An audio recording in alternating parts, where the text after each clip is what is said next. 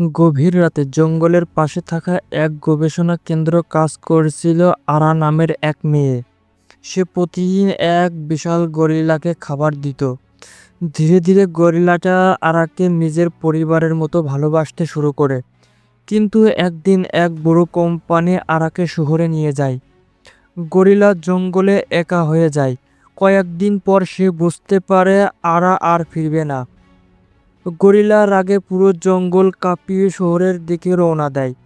রাতের শহর, গাড়ি চলছে, মানুষ ব্যস্ত। হঠাৎ ধুমোময় একটা বাস উল্টে যায়। মানুষ চিৎকার করতে শুরু করে। বিশাল গরিলাটা শহরের মাঝখানে দাঁড়িয়ে।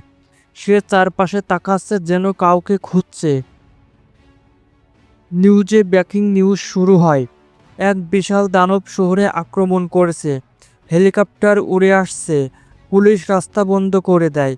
কিন্তু গরিলাটা শুধু একটাই জিনিস করছে, প্রতিটা বিল্ডিংয়ের ভেতরে তাকিয়ে আরাকে খুঁজছে। হঠাৎ সে একটা বিশাল স্ক্রিনে আরার ছবি দেখতে পায়। স্ক্রিনে দেখা স্কাই টাওয়ার রিসার্চ সেন্টার। গরিলাটা বুঝে যায় আরা এই বিল্ডিংয়েই আছে। সে বিশাল বিশাল বিল্ডিং টপকে সামনে এগোতে থাকে।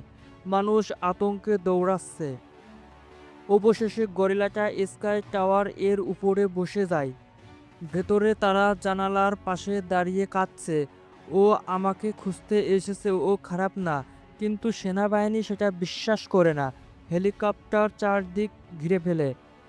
ফায়ার, চারদিক থেকে গুলি শুরু হয়। গরিলাটা আরাকে বাঁচানোর জন্য নিজের শরীর দিয়ে আরাকে ঢেকে রাখে। তার শরীরে অসংখ্য গুলি লাগে। তবুও সে আরার দিকে তাকিয়ে শান্ত থাকে। বৃষ্টি শুরু হয়। গরিলাটা দুর্বল হয়ে বিল্ডিংয়ের কিনারায় দাঁড়িয়ে থাকে। আরা চিৎকার করে, না, প্লিজ থামো। কিন্তু হঠাৎ এক বিস্ফোরণ, গরিলার হাত ফসকে যায়।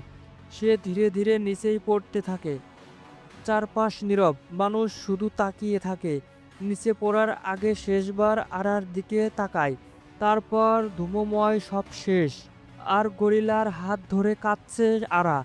আর শহরের মানুষ প্রথমবার বুঝতে পারে দানবটা শুধু ভালোবাসতে শিখেছিল, কারোর ক্ষতি করতে নয়। যদি ভালো লাগে চ্যানেলটি অবশ্যই সাবস্ক্রাইব করবে বন্ধুরা।